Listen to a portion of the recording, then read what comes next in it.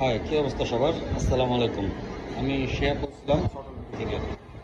So কয়েকদিন ধরে আমার বাইকের এই চেহারা, আমি বাইক নিয়ে যেখানেই যাচ্ছি, যেই ছবি আপলোড দিচ্ছি, কমেন্ট লিস্টে একটা কথাই আসতেছে, ভাই বাইকের এই অবস্থা কেন, ভাই বাইকের কী হয়েছে?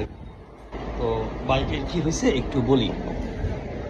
সো আপনারা যারা বাইক সম্পর্কে মোটামুটি আইডিয়া রাখেন, জানেন এই সিলিন্ডারটা V3-র, আর আমার বাইক হচ্ছে M/, এটা হচ্ছে R15V2-র থাই ভার্সন।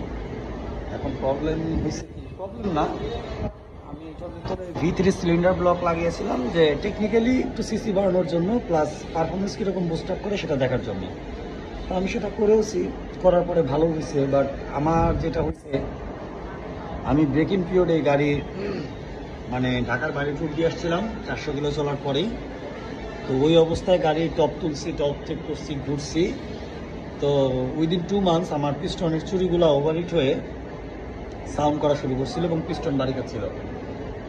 দেখায় একটা জিনিস, এটা হচ্ছে আমার পুরান সিলিন্ডারটা। এটা কিন্তু আমি নতুন কিনছিলাম, এখন জানি না ক্যামেরা দেখা যাবে কিনা। ওই দেখেন পিস্টন কোন পর্যন্ত গিয়ে বাড়ি গেছে, মাথা পর্যন্ত। হ্যাঁ, তো এই কারণে এইটারও সেম অবস্থা, দুই দিকেরই এক অবস্থা। এই যে মাথা পর্যন্ত দেখা যায়, ওই যে লাভ যেটা, ওই যে দুই সাইডে একই অবস্থা। তো এই কারণে পরে যখন দেখলাম যে সাউন্ডটা অনেক বেড়েই যাচ্ছে, পরে আমি চিন্তা করলাম যে আমার পক্ষে তো আর ব্রেকিং পিরিয়ড মানা সম্ভব না। পরে সামান্য কিছু চলা একটা সিলিন্ডার ব্লক ঘরে আমার রাখা ছিল, যেটাতে অ্যাটলিস্ট আমার ব্রেকিং পিরিয়ড মানতে হবে না। এটা এর আগে আমি করছিলাম, যে পরে আবার স্টপ করছিলাম, আবার মানে নিজেরা কাজ করলে যা হয় আর কি, অনেক কিছু এক্সপেরিমেন্ট করা। পরে এটাকে আমি আবার ইনস্টল করলাম। ইনস্টল করে এখন একটা পুরান গাড়িতে না একটা ইঞ্জিন রিবিল করলে তার পেছনে অনেকগুলো সমস্যা হয়। এদিক দিয়ে অয়েল লিক করে, কুলেন্ট লিক করে কিনা। আমরা এখন কি করি, আমরা যারা বাইকের কাজ করি, কাস্টমার আমাদের কাছে বাইক আনে, 1-2 দিন টাইম দেয়, ভাই আমাকে 1 দিনের মধ্যে ইঞ্জিন রিবিল করে দিতে হবে, ভাই 2 দিন টাইম দেওয়া যাবে, এরকম করে।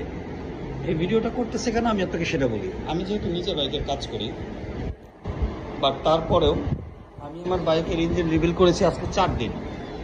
এই 4 দিন আমি বাইকটাকে এইভাবে করে চালায়, যেহেতু এগুলা ফেয়ারিংওয়ালা বাইক, ভেতরে কি হচ্ছে না হচ্ছে আপনি বুঝতে পারবেন না।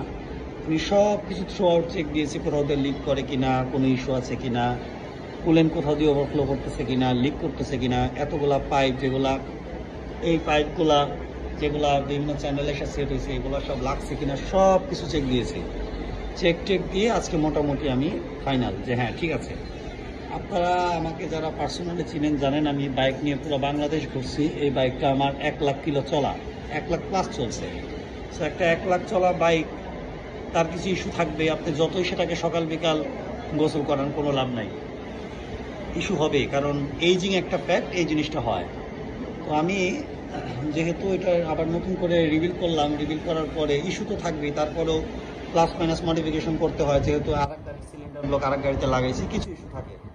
তো ইস্যুগুলো যাতে অ্যারাইজ না করে সেগুলো চেক দেওয়ার জন্য আমি এটা এই কয়দিন রেখে দিয়েছিলাম, এভাবেই চালাইলাম। আজকে মোটামুটি স্যাটিসফাইড, কোথাও দিয়ে লিক করেন আমার বাইকের, ইঞ্জিন টিঞ্জিন সব কিছু ওকে আছে, সাউন্ড মাউন্ড ওকে। তো দ্যাটস ওয়াই আজকে আমি গাড়িটা ফিটিং করবো। ফিটিং করার আগে যেটা হয়েছে, এই যে এই চাকাটা শখ ছিল, আমি একটু অফ রোডার টাইপের একটু লুক দিব বাইকে। দ্যাটস ওয়াই আজকে আমি এই যে স্টক চাকায়, যে চাকা কিন্তু আমার গাড়িতে তো ভালোই আছে, তারপরেও আমি আজকে এই যে ম্যাক্সিসের এই চাকাটা লাগাবো। এই চাকাটা একটু মানে অফ রোডার টাইপের, আর গাড়ি নিয়ে টানাটানি করার ইচ্ছা নাই, বাইকটা জাস্ট চালাবো এস্থেটিক্যালি, বাইকটা যাতে সুন্দর লাগে, দ্যাটস ইট। আমি সেইভাবে কাজ করার চেষ্টা করতেছি। তো বাকিটা আল্লাহ ভরসা, দেখা যাক সব কিছু করার পরে কেমন চেহারা আসে। সেই ভিডিওটাও যদি আমার কাছে ভালো লাগে করার পরে ভিডিও পাবেন, আর যদি ভালো না লাগে তাহলে ভিডিও পাবেন না। ঠিক আছে, সে পর্যন্ত সবাই ভালো থাকেন, আল্লাহ হাফেজ।